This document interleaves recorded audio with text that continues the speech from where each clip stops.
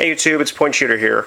Well, today I'm doing a video response to 80s podcast channel, and I'm showing off what I carry around with me in the vehicle or when I'm going places.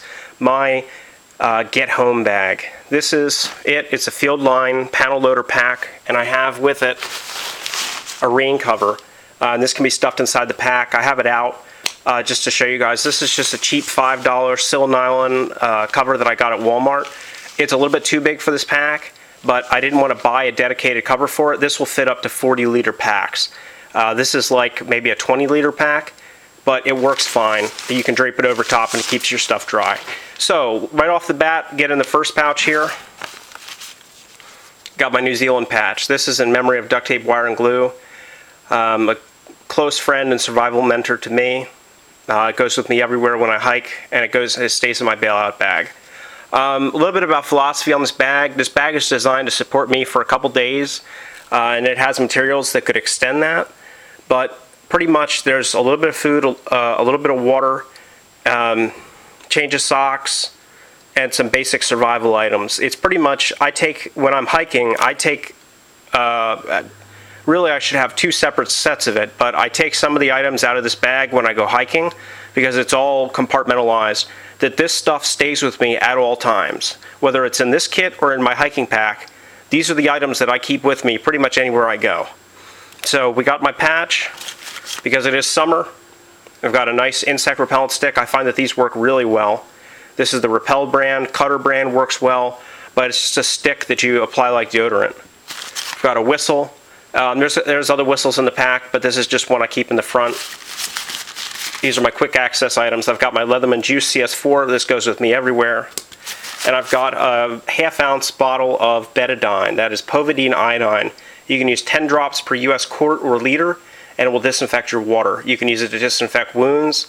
You can use it for a number of things. There are a lot of different ways to disinfect water in this kit because that's part of my primary focus, being that it's summertime. Hydration is going to be key over food. So I go real heavy on ways to disinfect water. So that's the front pouch right there. Next, pop in here. We've got a 4-ounce can of Streetwise 23 pepper spray. This is the strongest stuff I've been able to find, and it is hot. I've gotten a whiff of this stuff, the 18% stuff, and boy did it burn. It was like my face was on fire, and the 23% is going to be even hotter. So carry the highest percentage pepper spray that you can. This is a 4-ounce can, which will give you a lot of sprays. I've tested one of these, and you won't run out of pepper spray, basically. This is a good size that I like. Next, I've got a toothbrush and toothpaste. Being that if I was going somewhere and didn't have my regular toiletries with me, I have these, and there's a small bottle of shampoo you could also use as body wash. But keep in mind, this might not always be WROL kind of survival situation. You might just have to spend a night somewhere due to weather or something, got stuck at the airport or whatever. And if you have these 3 items, that could make your stay a lot more comfortable. Even if you just had to freshen up in a restroom somewhere, this is a big morale booster for me. Got a mini Bic lighter, bottle of hand sanitizer. This is a 3-ounce bottle. And I've got my Seychelles Advanced Water Filter Straw. This will do up to 25 gallons. It is far superior to the Aquamira. I will never again recommend the Aquamira filter straw.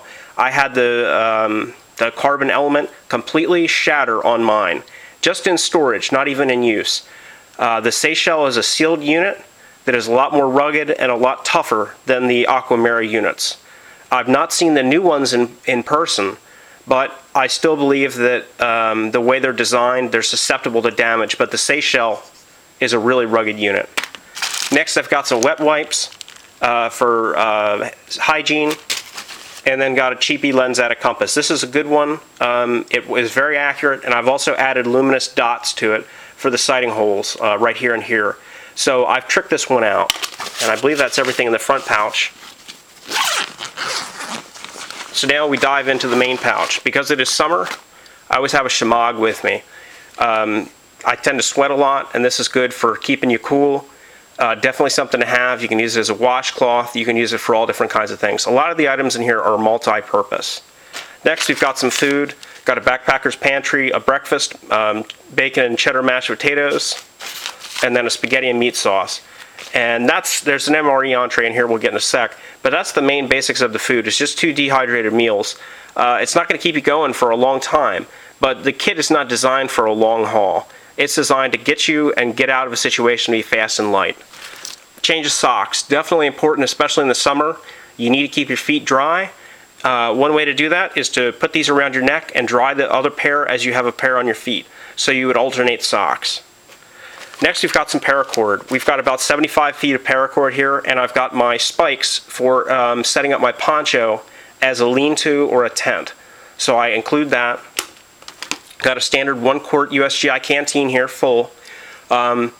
You can treat this with chlorine if you're going to leave it for a while, but really as long as you bleach your bottles every once in a while, you really don't have any worries. But this will work with all of the water purification methods in this kit. I like the 1-quart size. I like that it's a kidney-shaped canteen. It takes up less room in the pack than an Nalgene bottle would. Next, we've got a pair of binoculars. Let's see, what are these? These are 8x21, just a little cheap Field and Stream pair. Just something, I like to have optics with me. I like to have options. Good pair of work gloves. These are my favorite. These are ironclads. I use them all the time. I have 2 pairs of them, and I have 1 pair that stays in the kit. Got a cat tourniquet. In the event that you had a bad bleeder, this could save your life, literally. First aid kit out of my SRU 31 survival kit. This is a first aid kit that I put together, and it has bandages, quick clot, all different kinds of things, medications. It's a very compact but comprehensive first aid kit, and I carry this thing everywhere. I've got a ProForce, Endure also makes these. This is a survival space bivvy, and it's like a space blanket, but it's thicker. This one's an olive drab. I also have the Adventure Medical Kits ones in orange, but since this is sort of a subdued pack, I have the olive drab version. Got a 50-gram packet of quick clot and 2 USGI field dressings, trauma bandages. These are great. I've used them many times to stop bad bleeders, and they work really, really well. For water, I have a Katadyn My Bottle purifier. Not just the My Bottle filter, but this one has the iodine element in it. For water filtration, this will do about 120 liters of water. So that's plenty for a couple days on the move. It's a 24-ounce bottle. Takes up, you have less volume with the filter in there, but I've used this backpacking and it works great. Here's an MRE entree. This one is chicken tetrazzini. The one thing I forgot to put in here, because it's in the dishwasher, is my spork. But I do usually keep a spork with this. And 80s Podcast Channel, brilliant idea. He said, why does everybody cut the top of the MRE pouches, cut along the side, and then you have a bowl? I never thought of that, and it's a great tip. So I wanted to share that with my subscribers as well. Thank you to 80s Podcast Channel for that information. For reading material, I have the Aircrew Survival Manual. This is my favorite compact survival manual. I might include 98.6 by Cody Lundin, but Aircrew Survival is one that I've read many times, and it's on waterproof paper. It's heavy, though, because it's all plastic, but it's comfort and peace of mind to have in the kit. Got a Cliff Bar. There's another one in here. I've got my Garmin Nuvi GPS in a case here for navigation. Energizer crank light. And then the big question, what knife do I keep in the kit? I don't buy carbon steel knives. I'm a big fan of K-Bar, but I hate carbon steel. I don't like working with it. I don't like sharpening it. I don't like it rusting. So I only go with stainless steel knives, and the only way to get a stainless steel K-Bar is to buy the M-Tech knockoff. I have beaten the snot out of this knife. It holds up tough. The steel it's 440 steel. It's a little bit softer than other steels I'm used to working with, but it holds up great. And you can see I have beaten the heck out of this knife. It goes with me in the kit.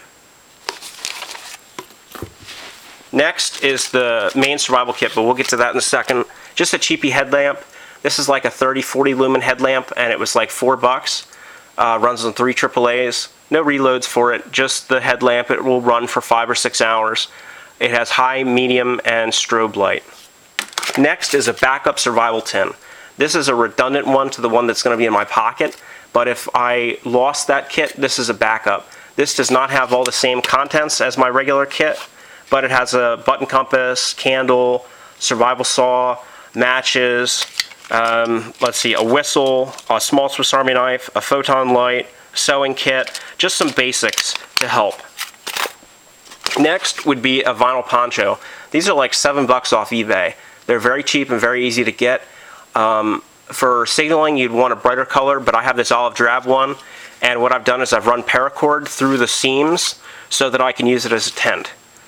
This I've slept under. It works very well, and it does not take up a lot of weight, room or weight. It weighs 16 ounces. Next is the bowels of my survival kit.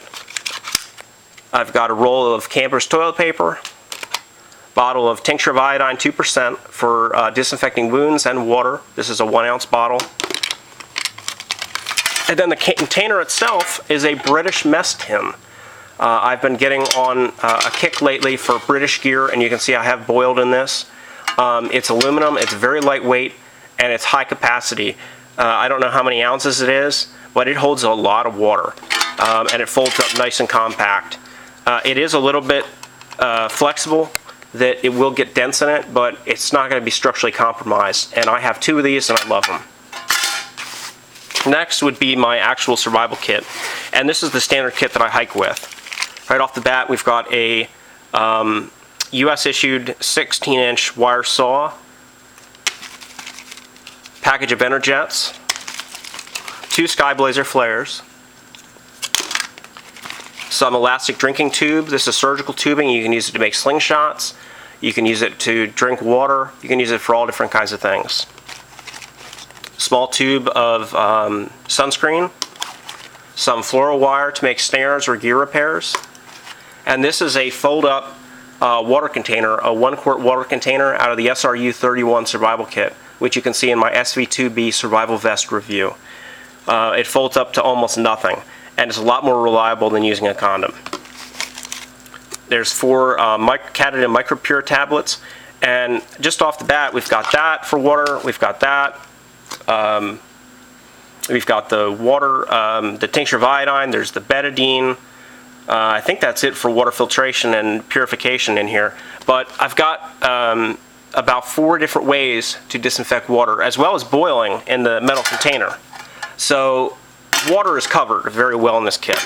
So we've got the tablets, small sewing kit, matches. There's about 50 matches in there, and Vaseline soaked cotton swabs.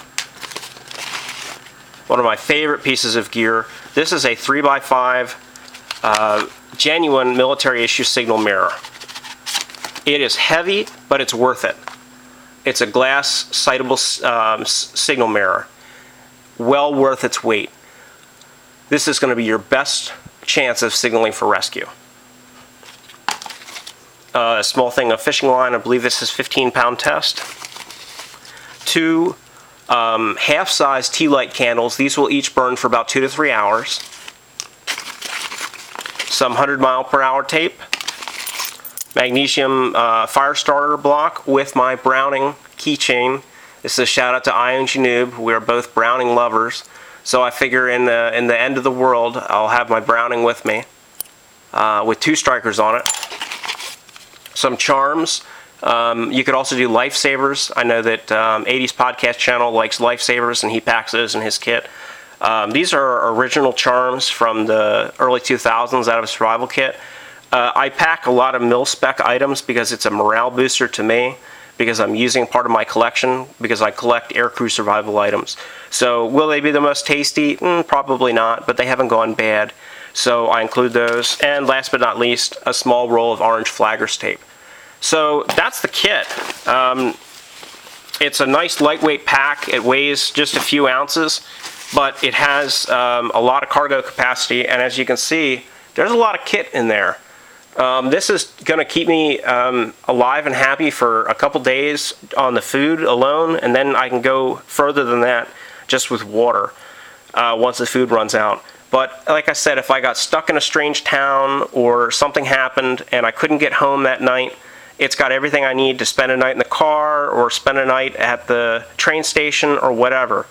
Or spend a night in the woods. This is a very complete kit in my opinion, and I think I've covered all the bases, but I'd love to hear feedback from my viewers. What do you guys think of this kit? Do you think there's enough? Do you think there's too much? What would you carry that I don't? Obviously, there's not a firearm in here because it's not legal to carry a firearm in my state. But as far as defensive options go, you can do a lot with pepper spray. People always like to knock it, but it actually is very effective, and I've seen it be very effective. So I think this kit covers all the bases. Let me know what you think in the comments, and check out 80s Podcast channel if you have not already. All right, guys, this is Point Shooter signing out.